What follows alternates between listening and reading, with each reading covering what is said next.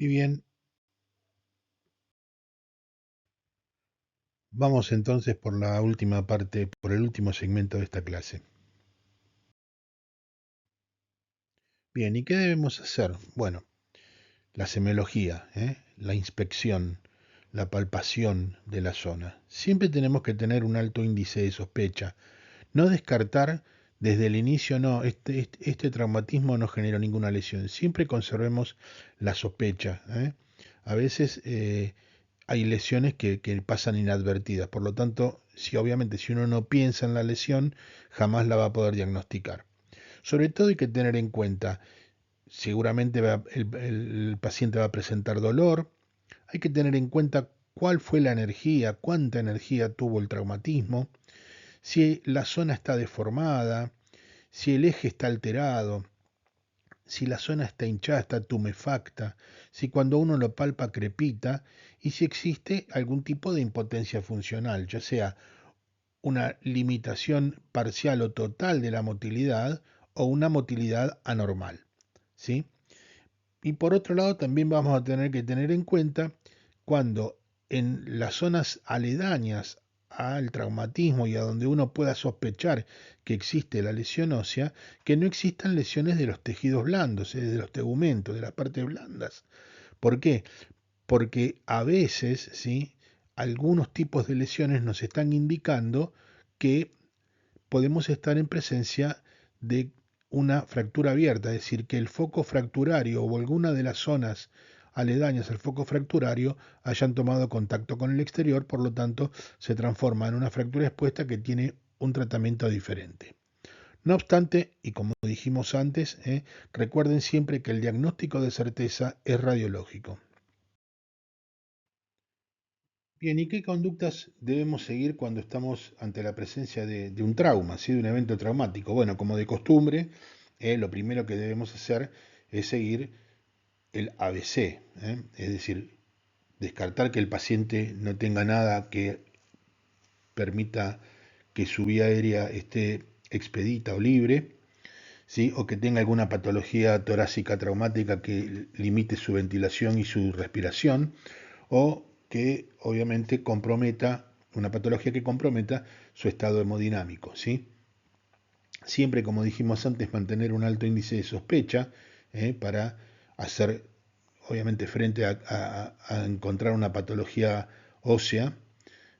En el caso de que el paciente tenga un traumatismo encefalocraniano o un trauma de columna, un trauma raquídeo, realizar la semiología neurológica, si podemos, porque hay que descartar patología del sistema nervioso central o periférico.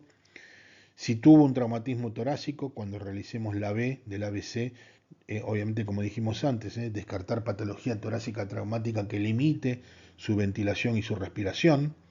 Si hay trauma de huesos largos, de húmero, de fémur, de tibia, o si incluso hay traumatismos de pelvis, prestar atención al estado hemodinámico porque el sangrado es la regla en estos casos, ¿sí? Y como dijimos, los huesos largos, por ejemplo el fémur, pueden acumular hasta 1,5 litros de sangre, y la pelvis, cuanto más eh, inestable esté, mayor cantidad de sangre puede albergar, con lo cual puede generar un shock hipovolémico. Prestar atención al estado hemodinámico. Si hay lesiones abiertas en los tejidos que estén próximas al foco traumático, al presunto foco fracturario, bueno, lavémosla con abundante cantidad de solución fisiológica tibia y se cubren con compresas húmedas. Si aparte de esto encontramos fragmentos óseos que ya estén exteriorizados, no se reintroducen, se lavan con solución fisiológica tibia y luego se cubren con compresas húmedas. Tomemos los pulsos distales al presunto foco de fractura, ya que muchas fracturas suelen ocasionar lesiones vasculares, o a veces atrapamiento de las arterias. Por lo tanto, una vez realizado la toma del pulso distal, si podemos, alineamos el miembro si hay un deseje, es decir, si el eje está alterado, y volvemos a controlar los pulsos distales. En el caso de que hubiera pulsos y que cuando uno alinea la fractura el pulso desaparece, hay que desalinearla nuevamente para evitar cualquier tipo de compromiso vascular. Y luego inmovilizamos o restringimos el movimiento de acuerdo a lo que podamos hacer, siempre y cuando obviamente tengamos los elementos adecuados. Sí, aquí vemos cuáles serían los elementos para restringir el movimiento, ¿eh? Lo que es una tabla espinal larga, los inmovilizadores laterales, que son los que nos permiten poder obviamente limitar lo que es la motilidad del cuello, eh, junto con el collar cervical, obviamente. Ambos elementos son los que nos permiten restringir el movimiento de la columna cervical, obviamente se utilizan siempre y cuando esté indicado. Las camillas que son tijera, las camillas cuchara, que son las que se utilizan muchas veces para limitar también lo que son los movimientos de la columna al intentar la restricción del movimiento de la espinal.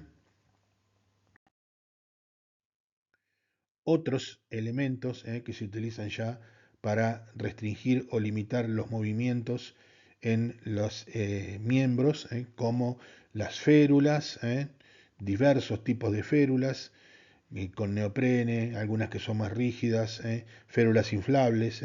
Si uno coloca férulas inflables, siempre uno tiene que tener en cuenta que sean transparentes para ver si no existe sangrado y en el caso de que el traslado sea prolongado, desinsuflar más o menos cada 10 o 15 minutos para no realizar trastornos en la circulación.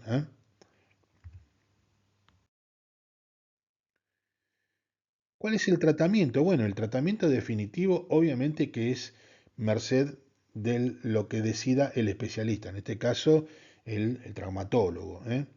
De acuerdo a la fractura o al tipo de fractura, a la edad que tenga el paciente, a las complicaciones que puedan advertirse previo al inicio del tratamiento, a la evolución, etcétera, bueno, lo más frecuente es la inmovilización con yeso.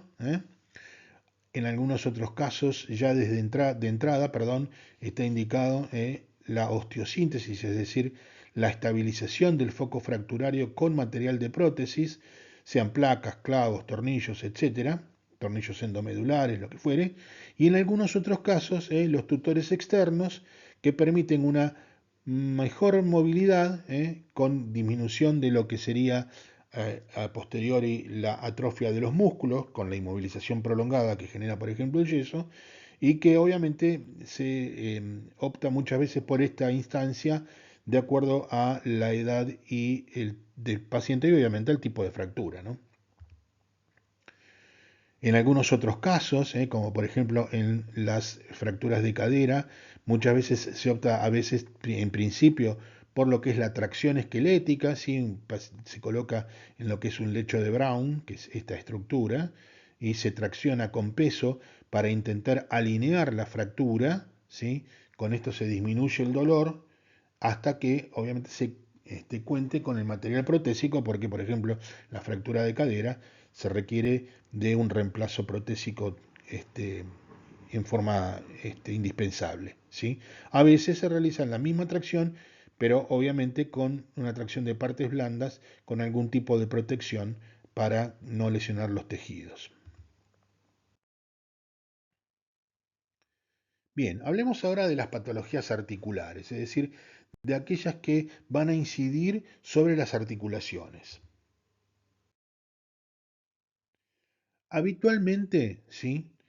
Las lesiones que se producen en las articulaciones se encuentran provocadas por un trauma, ¿sí? Es decir, por un traumatismo que lo que genera es una fuerza directa que conlleva una, un exceso en la flexibilidad de la motilidad normal de la articulación, por lo tanto, generan que se exceda la limitación que provocan los ligamentos y provocan obviamente algún tipo de lesión sobre estos ligamentos.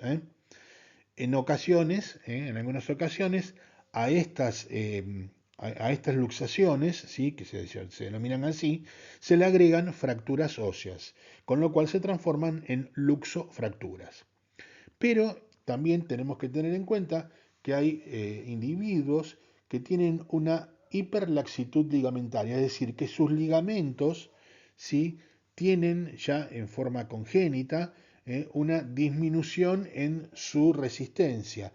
Son más lábiles, son más elásticos, por lo tanto, algunos movimientos, ¿sí?, pueden generar luxaciones espontáneas sin que haya existido ningún tipo de trauma o que con un trauma que haya sido mínimo, ¿sí?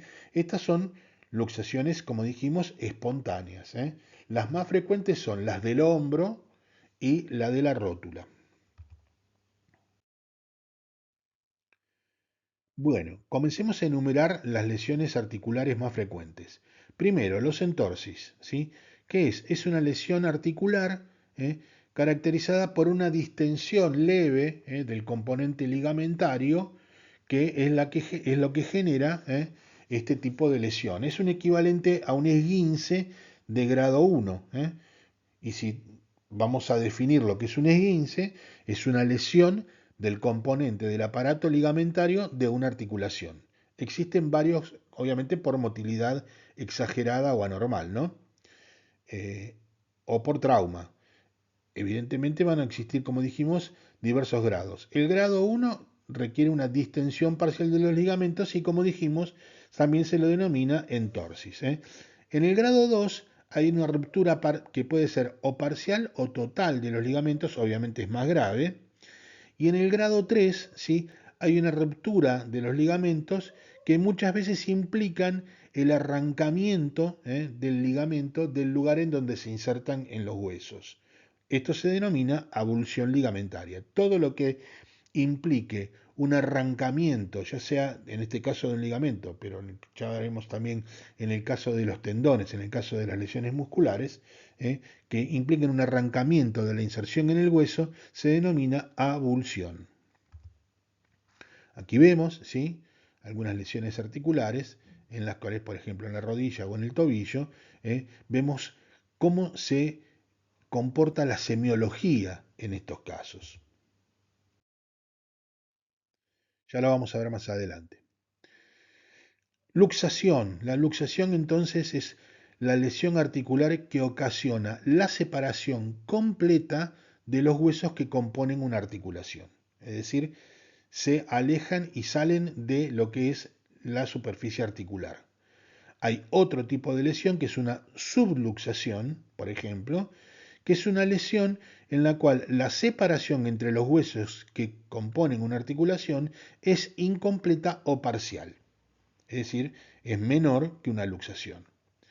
Y la más grave es la luxofractura, en la cual no solamente hay una separación de los componentes de la articulación, de los huesos que componen la articulación, sino que también implica una lesión ósea, ¿sí?, ya sea extraarticular o intraarticular, por fuera de la lesión o, perdón, por fuera de la articulación o dentro de la articulación.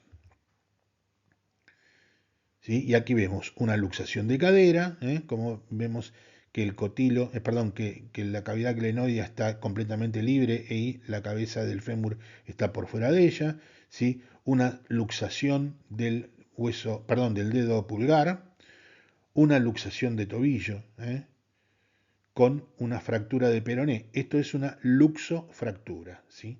Esto es una luxofractura. Está separadas las superficies articulares por completo y aparte se le agrega una fractura de peroné en este caso, ¿sí?, con lo cual acá tenemos una luxofractura, ¿sí? Bueno, ¿y cómo vamos a encarar la semiología? Bueno, tengamos en cuenta los signos y los síntomas que podemos encontrar en las lesiones articulares. Habitualmente, dolor, obviamente, que puede ser espontáneo, siempre va a haber dolor, obviamente, las luxaciones duelen y duelen muchísimo, o a veces está provocado o exacerbado, es decir, aumentado por la palpación o el pequeño movimiento que uno pueda generar. Por supuesto, si el dolor dependerá del compromiso lesional que tengamos, ¿sí? Tumefacción, obviamente va a estar hinchado, va a estar deformado. Va a haber en muchos casos una coloración rojiza, el rubor, que es típico de las lesiones inflamatorias, que en este caso están producidas por el trauma. hematomas, que a veces tardan un tanto en aparecer, pero que por lo general son de regla. Impotencia funcional, por supuesto, ¿sí? Por supuesto que va a haber una disminución completa o parcial de los movimientos. Deformación o posición anormal, anómala de la articulación o del componente distal en el caso de las luxaciones o luxofracturas. Es decir, por ejemplo, en una luxación de tobillo vamos a tener que habitualmente el pie, que es el componente distal, siempre va a estar o hacia medial o hacia lateral cuando se encuentre luxado. Es decir, si la desviación va a ser en una posición anormal hacia distal, perdón, hacia medial o hacia lateral. Y a veces, tanto en las luxaciones como en las luxofracturas, se puede acompañar de compromiso del pulso distal. Por lo tanto, hay que tomar los pulsos, obviamente. Algunos hallazgos específicos en lesiones articulares. Bueno, signo de la tecla. El signo de la tecla es un signo que está presente en la luxación de la articulación del hombro, en la articulación acromioclavicular. Cuando uno presiona la clavícula, desciende y cuando uno la suelta, perdón, vuelve a elevarse como si fuera la tecla de un piano. Y esto obviamente lo que implica es la lesión de los ligamentos coracoclaviculares y acromioclaviculares. Otro signo, el signo de la charretera, que está presente en la luxación glenohumeral, es decir, entre el húmero y el omóplato. Es una deformación del hombro que está producida cuando la cabeza del húmero sale de la cavidad glenoidea y se desplaza hacia adelante y o sea, hacia anterior y hacia medial, hacia adentro. Esto obviamente hace que el acromion de la clavícula se eleve y el hombro pierda la forma redondeada, generando esa impresión como si tuviese una charretera sobre el hombro. Una lesión muy frecuente en los chicos, en los niños, que se denomina pronodoloroso, es una lesión que se produce cuando se tracciona del antebrazo o de la mano en sentido longitudinal. Ello lo que produce es una subluxación de la cabeza del radio, de la epífisis proximal del radio, del ligamento anular que lo une con el cúbito. ¿Se acuerdan del ligamento anular de la articulación? Sale la cabeza del radio parcialmente por esa tracción que muchas veces se realiza cuando se quiere hacer que el chico cruce una calle para que no pise la zanja, o cuando lo quieren levantar de los brazos, de los miembros superiores, traccionando de la mano o del antebrazo, y esto hace que la cabeza del radio, la epífisis proximal del radio, salga del ligamento anular, y esto genera un dolor que impide que el niño movilice el antebrazo, sobre todo cuando intenta pronarlo, es decir, cuando intenta el movimiento longitudinal, en el eje longitudinal del radio sobre el cúbito. Pronodoloroso. ¿Sí? Aquí vemos el signo de la tecla, cuando existe la luxación acromioclavicular, el signo de la charretera, cuando existe una luxación del hombro, perdón, de la articulación glenohumeral, y el pronodoloroso, en el cual la epífisis proximal del radio se subluxa del ligamento anular que lo une al cúbito, por este mecanismo de tracción que estábamos hablando. ¿Y cuáles son las conductas a seguir? Bueno, como de costumbre, ante cualquier evento traumático, seguir siempre el ABC, que el paciente tenga su vía aérea expedita, que no existan patologías torácicas que comprometan la ventilación o la respiración, o que no existan patologías que comprometan el estado circulatorio del paciente. Mantener siempre un alto índice de sospecha. En el caso que estemos seguros que estamos ante un entorsis, un esguince del grado 1, por lo general el dolor puede llegar a ser grave, pero incluso la tumefacción, el edema, pero si no impide demasiado la motilidad anormal, se coloca hielo en el lugar que no se pise, que no se movilice y luego la conducta puede generarse en forma ambulatoria. En el resto de los casos en el cual tanto los signos como los síntomas que podamos encontrar no nos va a permitir poder descartar de lleno lesiones articulares, ligamentarias u óseas, obviamente vamos a tener que abstenernos de intentar reducciones de la articulación, ya que el diagnóstico y el tratamiento en forma definitiva son del resorte del traumatólogo. Tomar siempre los pulsos distales a la articulación que uno vea luxada, alinear el miembro sin actuar sobre la articulación, como dijimos antes, no intentemos reducirla, ¿eh? Y luego restringir o inmovilizar con los elementos adecuados para proceder al traslado. Estos son, como vimos, algunos de los elementos que uno pueda utilizar, ¿sí? Hay algunos tipos de cabestrillos, como este, como el cabestrillo de Vietnam, ¿eh? Férulas ballenadas con velcros para su sujeción. En este caso ya vemos aquí una luxación de tobillo en el cual se ha inmovilizado, como se ha podido ajustar para que no se sigan produciendo movimientos y no siga aumentando el dolor o la probable lesión, ¿no? ¿Y cuál es el tratamiento? Como de costumbre, el tratamiento es de decisión del especialista, del traumatólogo en este caso. ¿eh? De acuerdo a cómo veamos qué tipo de lesión se tiene, la edad del paciente, si hay complicaciones o no, de acuerdo a cómo se presuma que puede evolucionar, bueno, la mayoría, como vimos antes, se van a optar por un yeso, una inmovilización con yeso. En algunos otros casos, perdón, se necesita inmovilización con material protésico por la lesión ligamentaria, como en este caso de luxación acromioclavicular, y en otros con férulas ballenadas es suficiente como para mantener, luego de unos días de reposo, la articulación inmóvil y que termine de proceder la evolución de la misma. En estos casos, a veces, estos se denominan walker, son muy comunes de utilizar hoy en día. Bueno, gente, espero haber sido claro y realmente espero que no les haya causado demasiado problema el hecho de estar atendiendo a una clase que de por sí ya es larga y tiene algún tipo de complicaciones. Eh, si hay algún tipo de preguntas, bueno, estas se van a poder hacer o en los foros de consulta del campus o incluso en la parte de las clases presenciales cuando se estén con el docente que les corresponde. Desde ya, muchas gracias por su atención y nos vemos en la próxima. Que les vaya bien. Hasta luego.